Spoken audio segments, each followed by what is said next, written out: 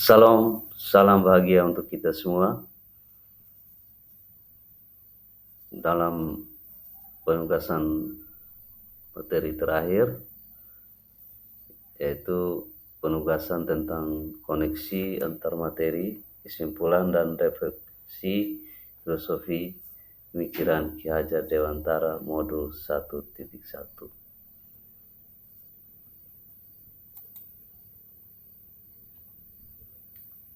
Perkenalkan, nama saya Mekana Swolo, CGP Angkatan 11 dari SMP Negeri 1 Pulau Ejelu, Kabupaten Sumba Timur. Kemudian perkenalkan fasilitator kami, ada Ibu Crescencia Misalin dari BGP NTT. Kemudian ada TA kami, namanya Ibu Leni Putriani.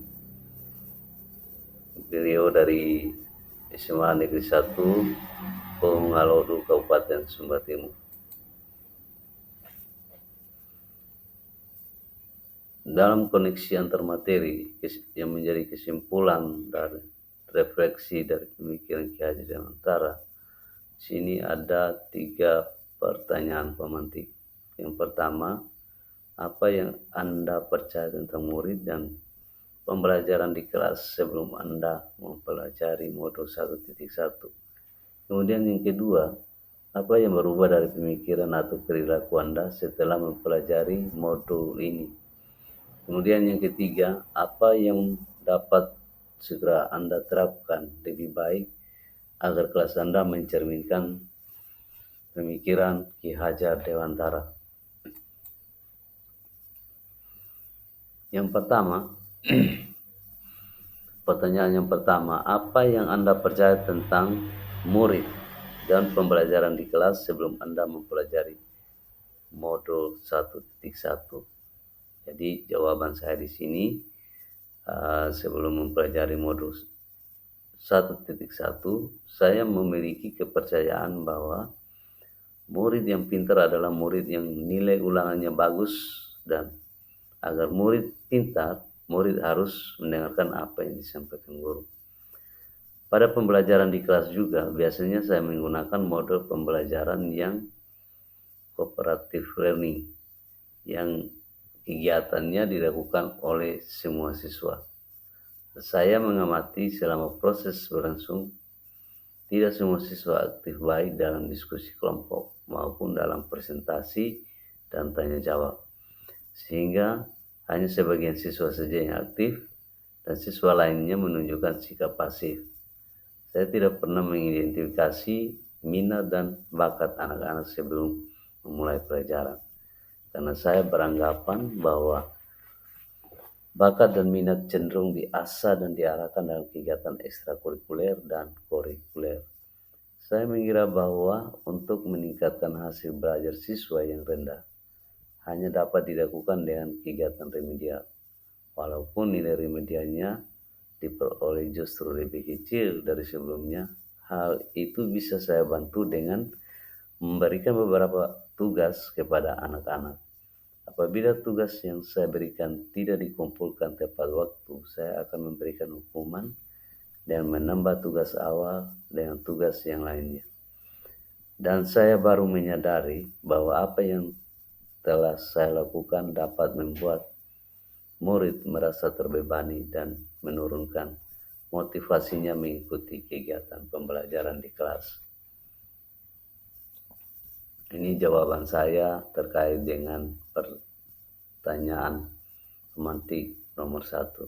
Ya, sekarang kita lanjut ke pertanyaan yang kedua, di mana pertanyaan pemantik yang kedua itu, apa yang berubah dari pemikiran atau perilaku Anda setelah mempelajari modul ini? Setelah saya mempelajari modul ini, saya baru memahami filosofi pendidikan Ki Hajar Dewantara, di mana menurut beliau bahwa tujuan pendidikan yaitu menuntun kodrat yang ada pada anak agar mereka dapat mencapai keselamatan dan kebahagiaan yang setinggi-tingginya baik sebagai manusia maupun sebagai anggota masyarakat. Oleh karena itu, pendidik hanya dapat menuntun tumbuh dan hidupnya kekuatan kodrat yang ada pada anak agar dapat memperbaiki laku bukan dasarnya. Semua anak memiliki keunikannya masing-masing. Proses pembelajaran yang didapat mengakomodir kebutuhan belajar murid akan menciptakan pembelajaran yang lebih bermakna. Saya menyadari zaman sudah berubah. Murid kita sekarang sudah adalah generasi Z yang hidup di tengah-tengah kecanggihan teknologi. Saya menyadari saya bukan satu-satunya sumber belajar bagi mereka. Banyak sumber belajar lain yang bisa dimanfaatkan sesuai dengan minat dan bakat murid.